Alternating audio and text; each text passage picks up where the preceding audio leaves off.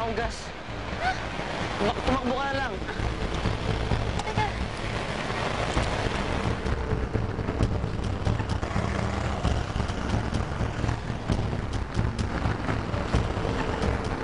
Sige, ito na.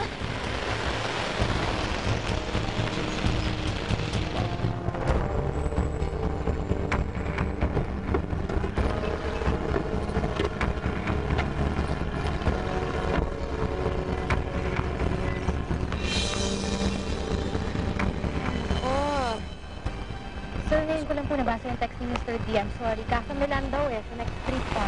Sir Ferdinand? Okay, let's go.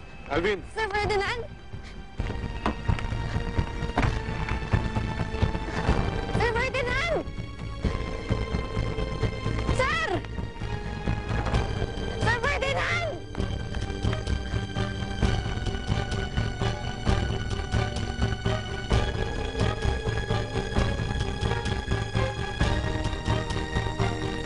Catherine! Catherine! Catherine, sandali!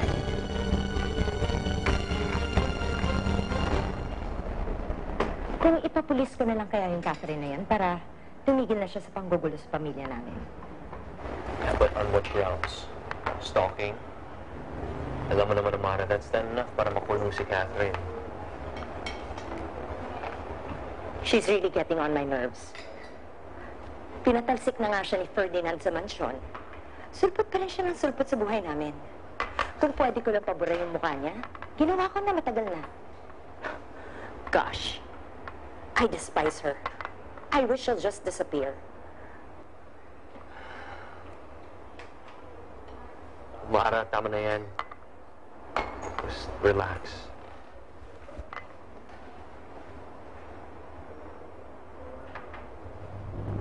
Catherine! Catherine! Saan ba yun? Catherine!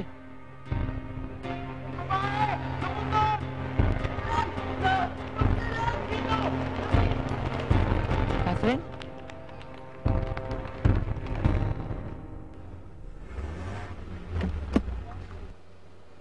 Oh, bakit ka huminto? Eh, ma'am, si Catherine nakaharang eh.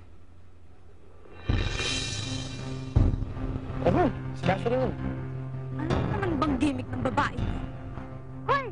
Walang yaka mo! Baka dito! Baka na nga! Niloloko mo na naman si Sir Ferdinand tsaka si Nay Lilian eh! Halika nga dito! Hoy! Ano bang sinasabi mo dyan, ha? Alam ko na ang buong pagkatao mo. At ikaw na mameki ka! Hindi ikaw si Maylin, ako si Maylin!